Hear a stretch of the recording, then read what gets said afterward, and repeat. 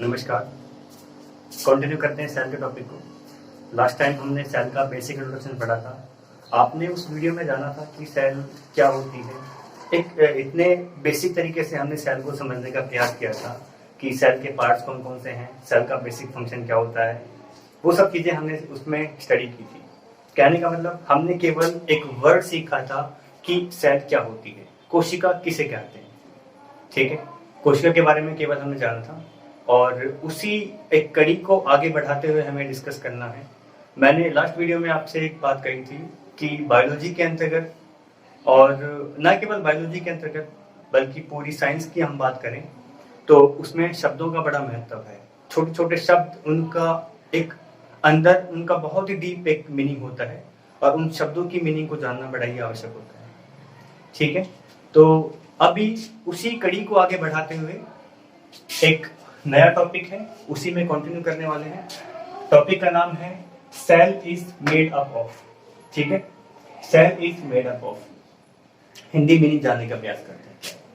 इसका हिंदी मीनिंग है कि सेल किससे मिलकर के बनी हुई है। ठीक है, फॉर एग्जाम्पल मार्कर है, ये डस्टर है। हम जो भी पूछे कि ये डस्टर किससे मिलकर के बना हुआ है, हम कहेंगे इसमें फाइबर्स लगे हुए हैं और एक वुडन पार्ट है। This is the wooden part and this is the fibrous sheet. Okay, उसी प्रकार से हमने सेल को समझने का प्रयास किया था कि सेल के कौन कौन से पार्ट्स होते हैं, सेल के कौन कौन से अंग होते हैं, उनको आज हमें इस वीडियो के अंतर्गत अध्ययन करना है। ठीक है, तो cell is made up of एक टॉपिक हो गया। ठीक है, इसी कड़ी को आगे बढ़ाना है तो हम बात करते हैं सेल की। सेल क्या है, पढ़ा था, structural and functional unit of life is called cell. ठीक है, तो अब उस सेल के पार्ट्स कौन कौन से हैं। बेसिकली हम 3 पार्ट्स की स्टडी करेंगे। बेसिकली 3 पार्ट्स की स्टडी करेंगे, उसी में संपूर्ण सेल समाहित होती है। ठीक है, 3 पार्ट्स में पूरी सेल कवर हो जाएगी। एक पार्ट न्यूक्लियस होता है, दूसरा पार्ट सेल एनवेलप। एनवेलप मतलब लिफाफा। आपने देखा होगा पुराने टाइम में चिट्ठियां आती थी, चिट्ठी अंदर होती थी, लिफाफा बाहर होता था। उसी प्रकार से सेल का जो मटेरियल है, सेल का जो मटेरियल है वो सेल के अंदर होगा और सेल के मटेरियल को कवर करने वाली जो कवरिंग होगी चारों ओर उसके, वो सेल एनवेलप होगा। अब हो सकता है वो सेल वॉल हो सकता है वो सेल मेम्ब्रेन हो। डिस्कस करेंगे, सेल वॉल को अलग से डिस्कस करेंगे, सेल मेम्ब्रेन को डिस्कस अलग से करेंगे। ठीक है, अभी के लिए केवल ये जानना आवश्यक है कि सेल एनवेलप होता है, सेल का लिफाफा होता है, सेल का एक आवरण होता है ऊपर का। तो बात हम कर रहे हैं सेल के पार्ट्स की। जो बेसिक पार्ट्स हैं, हमने कहा बेसिक पार्ट्स सेल के 3 होते हैं। एक होता है सेल एनवेलप, मैंने शॉर्ट एब्रिविएशंस मैंने यहाँ यूज किए हैं। CW cell wall, CM cell membrane. कुछ सेल्स ऐसी होती हैं जिनमें सेल मेम्ब्रेन होती है, कुछ सेल ऐसी होती हैं जिनमें सेल वॉल पाई जाती है। ये जरूरी नहीं कि हर सेल में सेल वॉल पाई जाए। ठीक है, ये जरूरी नहीं कि हर सेल के अंदर ही सेल वॉल पाई जाएगी। जनरली हम डिस्कस करते हैं कि प्लांट सेल में तो जो पादप कोशिकाएं होती हैं, पेड़ पौधों की कोशिकाएं, बैक्टीरियाज में, कुछ फंगस में, कुछ एल्गीज में, इन सब के अंदर सेल वॉल पाई जाती है। बाकी सेल वॉल जनरली नहीं पाई जाती है। ठीक है, हम अपनी बॉडी की बात करें, हमारी बॉडी जो सेल्स होती हैं उनमें सेल वॉल नहीं पाई जाती, केवल सेल मेम्ब्रेन पाई जाती है। ठीक है, तो सेल एनवेलप आप जान गए, cell envelope, cell wall, cell membrane, 2 parts हैं। किसी सेल में सेल वॉल हो सकती है, किसी में सेल मेम्ब्रेन हो सकती है। Second part nucleus. जो न्यूक्लियस है, nucleus is very much important part. क्यों इंपॉर्टेंट पार्ट क्यों है?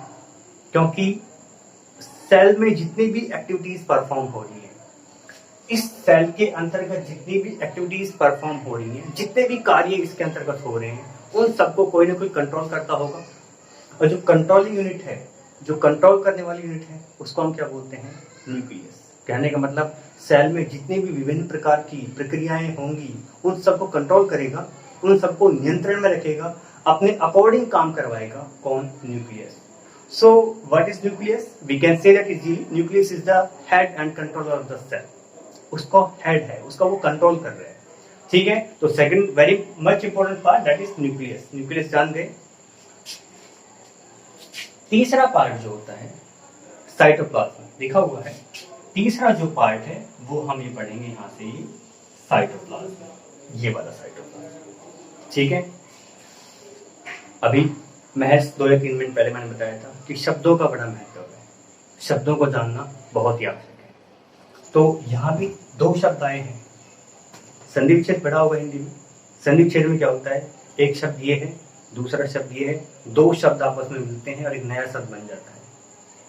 ठीक उसी प्रकार से, ठीक है, जैसे हिंदी में संधि हो रहा है, उसी प्रकार से जो बायोलॉजी है उसके भी अधिकांश जो शब्द होते हैं, बहुत सारे जो वर्ड्स होते हैं, वो भी 2 शब्दों का युग्म होते हैं, 2 शब्दों के जोड़े होते हैं और एक नई मीनिंग निकालते हैं वो। तो साइटोप्लाज्म में हम इस शब्द को, हम पूरे शब्द को तोड़ के पढ़े। हमने यहाँ 2 शब्द पढ़े, एक साइटो, दूसरा प्लाज्म। साइटो का मतलब होता है सेल। जहां भी साइटो वर्ड आए तुरंत समझ जाओ कि बात किसकी हो रही है, सेल की। सपोज कीजिए अभी एक वर्ड मैं आपके सामने ले रहा हूँ, साइटोलॉजी। लॉजी मतलब लोगो, स्टडी करना, साइटो मतलब सेल, तो सेल की स्टडी करना साइटोलॉजी। साइटोलॉजी, ठीक है, साइटोलॉजी को थोड़ी देर के लिए भूल जाते हैं, नए शब्द की तरफ आते हैं। साइटोप्लाज्म, साइटो मतलब सेल और प्लाज्म मतलब प्लाज्मा, लिक्विड सब्सटेंस। मतलब क्या हुआ कि एक लिक्विड सब्सटेंस जो कि सेल के अंदर पाया जाए, उसको क्या कहेंगे, उसको हम कहेंगे साइटोप्लाज्म। ठीक है, क्या कहेंगे उसको हम, साइटोप्लाज्म। क्या मीनिंग निकलेगा होगा कि ऐसा तरल पदार्थ जो कि सेल, कोशिका के अंदर पाया जाए, उसको हम जीव द्रव्य कहते हैं हिंदी में, और नॉर्मली वैसे क्या कहते हैं, साइटोप्लाज्म कहते हैं। तो साइटोप्लाज्म का बेसिक मीनिंग आपको शायद समझ आ गया होगा कि सेल के अंदर पाए जाने वाला तरल पदार्थ साइटोप्लाज्म कहलाता है। क्या केवल तरल पदार्थ होता है? क्या केवल ये डेफिनेशन देने से बात बन जाएगी? क्या ये डेफिनेशन सही होगी? मैं कहूंगा नहीं, ये डेफिनेशन पूरी तरीके से सही नहीं है, क्योंकि साइटोप्लाज्म में कुछ कोशिका के अंग भी पाए जाते हैं और वो अंग उसी तरल पदार्थ में फ्लोट करते हैं, तैरते रहते हैं। इसका मतलब हमें उन अंगों को, उन ऑर्गेनेल्स को भी इंक्लूड करना पड़ेगा साइटोप्लाज्म के अंतर्गत। 3 चीजें मैंने पढ़ाई, एक सेल एनवेलप, दूसरा, अब सेल एनवेलप में सेल मेम्ब्रेन की भी बात करेंगे, सेल वॉल की भी बात करेंगे। दूसरी चीज हमने क्या कही, हमने दूसरी चीज बात की न्यूक्लियस के बारे में। न्यूक्लियस क्या है? सेल में जितनी भी एक्टिविटीज हो रही है, एक्टिविटीज से तात्पर्य क्या है, समझिए बात को, कॉन्सेप्ट है ये। हमारा शरीर है, बहुत सारी एक्टिविटीज परफॉर्म करते हैं। खाना खाते हैं, पानी पीते हैं, सांस लेते हैं, खाने को पचाते हैं, शरीर में खून भी दौड़ता है, ब्लड भी सर्कुलेट करता है। इन सारी एक्टिविटीज को परफॉर्म करने के लिए हमारी बॉडी में कोई ना कोई ऐसा सिस्टम है जो इन सारी एक्टिविटीज को परफॉर्म कर रहा है। ठीक है, उसी प्रकार से उनको कंट्रोल कर रहा है। उसी प्रकार से सेल की जितनी भी एक्टिविटीज होती हैं उनको कंट्रोल करने के लिए जो एक बहुत इंपॉर्टेंट पार्ट होता है वो होता है न्यूक्लियस। ठीक है, आई थिंक अब आपका एक कॉन्सेप्ट क्लियर हो गया होगा। उसके बाद में सेल एनवेलप की बात की, cell membrane, cell wall, nucleus की बात की, कंट्रोल कर रहे हैं। उसके बाद में साइटोप्लाज्म की बात की। साइटोप्लाज्म में मैंने क्या बताया कि साइटोप्लाज्म का मतलब ये निकल के आ रहा है सामने कि साइटोप्लाज्म 2 शब्दों का मेल है। साइटो मतलब सेल, प्लाज्म मतलब प्लाज्मा, लिक्विड सब्सटेंस। साइटोप्लाज्म यहाँ डेफिनेशन लिखी हुई है, उसको पढ़ते हैं।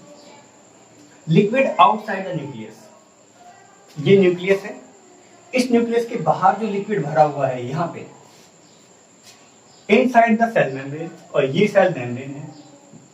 तो इस सेल मेम्ब्रेन के अंदर और इस न्यूक्लियस के बाहर, कहने का मतलब इन दोनों के बीच में, मेरे दोनों हाथों के बीच में जो ये पोर्शन है, इस वाले पोर्शन में एक लिक्विड सब्सटेंस भरा हुआ है, उसको हम बोलते हैं साइटोप्लाज्म। उसको क्या बोलते हैं हम लोग? साइटोप्लाज्म बोलते हैं। ठीक है, समझ आया? तो एंड कंटेन सेल ऑर्गेनेल्स, और उसी में सेल ऑर्गेनेल्स भी होते हैं।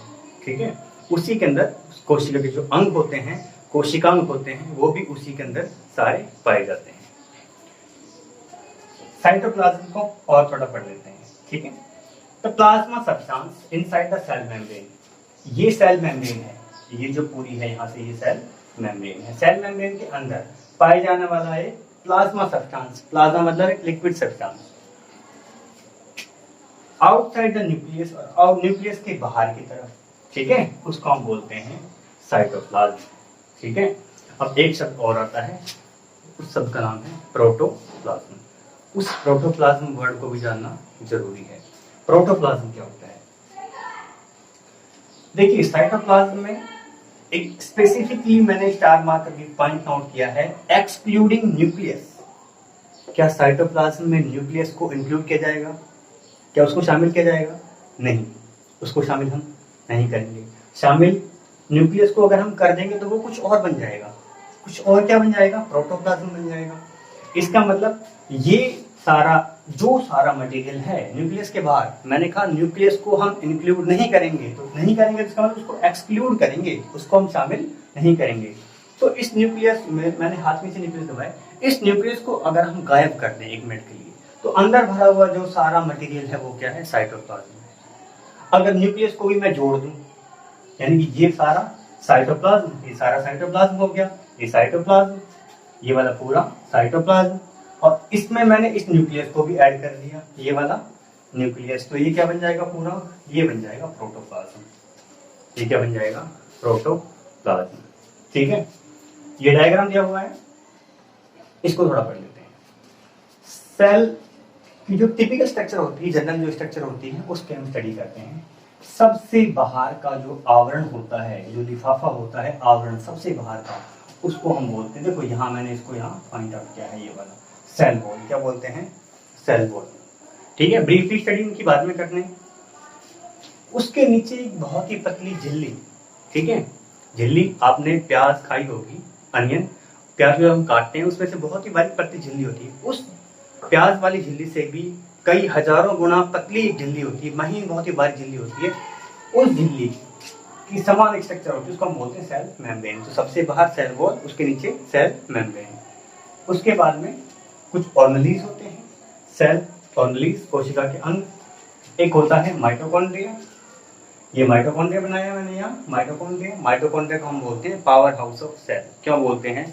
क्योंकि कोशिका जितने भी काम करता है, उन सारे कामों करने के लिए उसको एनर्जी की जरूरत होती है, उसको ऊर्जा की आवश्यकता होती है।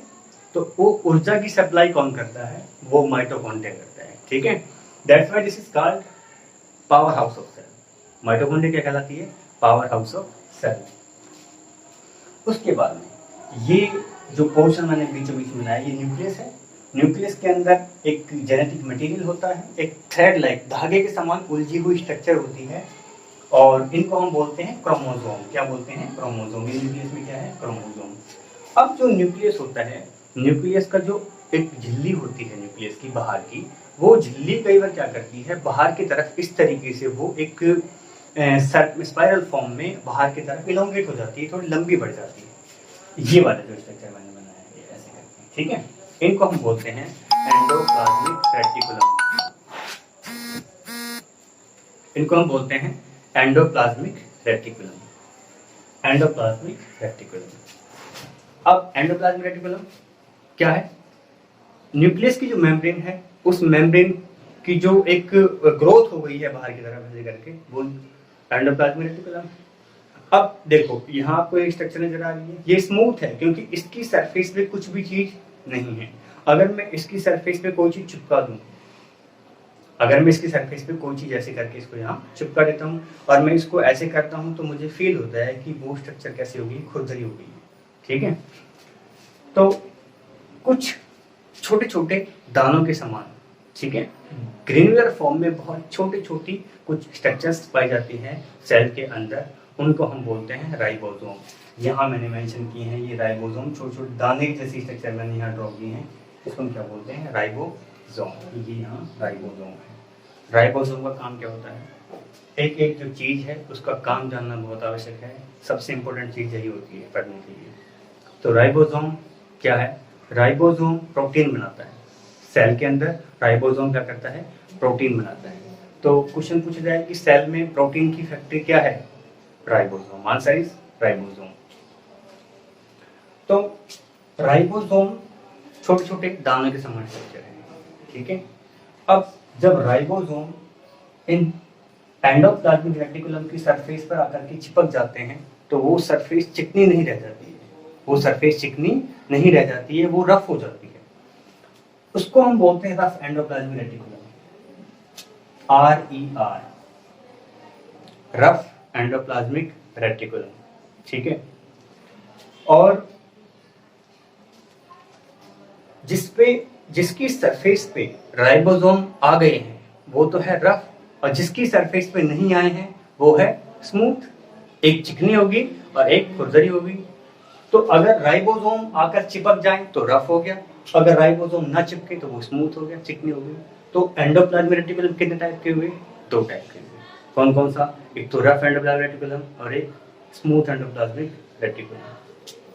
काम जान लेते हैं। जहां राइबोसोम होगा वहां प्रोटीन बनेगी। इसका मतलब रफ में राइबोसोम है, रफ में राइबोसोम है तो इसका मतलब ये प्रोटीन बनाएगी। इसका काम क्या होगा? प्रोटीन की सिंथेसिस करने, प्रोटीन बनाना। स्मूथ में नहीं है, ये लिपिड बनाएगी। अब प्रोटीन्स, लिपिड्स, इन छोटी छोटी टर्म्स में भी हो सकता है आपको दिक्कत आ रही होगी, तो इनकी हम आगे थोड़ा थोड़ा करते हुए चलेंगे, क्योंकि एक साथ पढ़ा नहीं जाता। एक साथ ऐसा नहीं है कि आप एक दिन में विद्वान बन जाओगे। ये एक बहुत लंबा सफर है। इस सफर को बहुत कुछ चंद कदमों के माध्यम से हमें मापना होगा, और धीरे धीरे इस सफर को आगे बढ़ाएंगे। छोटी छोटी चीजों से शुरुआत करेंगे, छोटे छोटे कॉन्सेप्ट को क्लियर करेंगे, उसको पढ़ते हुए आगे चलेंगे। उसी तरीके से रास्ता आसान हो जाएगा, मंजिल बिल्कुल साफ क्लियर नजर आने लगेगी, और एक टाइम ऐसा भी आएगा कि मंजिल भी आएगी। ठीक है, तो rough endoplasmic reticulum, smooth endoplasmic reticulum, ribosome, इन सब का काम आप जान चुके हो। अब एक चीज और होती है, लाइसोसोम। क्या होती है? लाइसोसोम। Lysosome, LYSOSOM, lysosome. लाइस का मतलब है तोड़ना, नष्ट कर देना। लाइसोसोम क्या होते हैं? लाइसोसोम वो ऑर्गेनेल्स होते हैं जो सेल में अगर कोई बाहर से वेस्ट मटेरियल आ जाए तो उसको वो नष्ट कर देगा, उसको हम बोलते हैं लाइसोसोम। ये लाइसोसोम क्या है? सुसाइडल बैग्स होते हैं। इसका मतलब जब भी सेल के ऊपर कोई बाहर की चीज अटैक करेगी उसको वो नष्ट कर देगी, मार देगी, उसको हम बोलते हैं लाइसोसोम। उसके अलावा जो प्लांट सेल्स होती हैं, नाम सुना होगा ना, plant cell, animal cell, plant cell. Plant cell में खास तरह की चीज और पाई जाती है, उनको हम बोलते हैं प्लास्टिड्स। प्लास्टिड्स का क्या काम होता है? प्लांट्स का स्पेसिफिक कलर होता है, उसके फूल रंग बिरंगे हो सकते हैं, पत्तियां हरी हो सकती हैं, उसका जो स्टेम होता है उसका भी स्पेसिफिक वुडी कलर हो सकता है, कोई और कलर हो सकता है, जरूर नहीं। तो उन सबको कलर कौन दे रहा है? टमाटर का रंग लाल है, क्यों है? आलू का रंग मिट्टी जैसा होता है, क्यों है? पत्तियों का रंग ग्रीन होता है, क्यों है? इन सब जो कलर प्लांट्स में पाए जाते हैं वो कौन देता है? प्लास्टिड्स देते हैं। कौन देते हैं? प्लास्टिड्स। एक चीज बाकी है, गोल्जी बॉडी। क्या है? Golgi body. गोल्जी बॉडी जो प्रोटीन बनती है, ये भी एक मेम्ब्रेनस स्ट्रक्चर होती है, यहाँ जो ड्रॉ की हुई है मैंने। और जो प्रोटीन होती है, प्रोटीन की पैकेजिंग का काम करती है। क्या? Golgi body. तो ये सब बेसिक हुआ सेल के बारे में, बाकी नेक्स्ट वीडियो।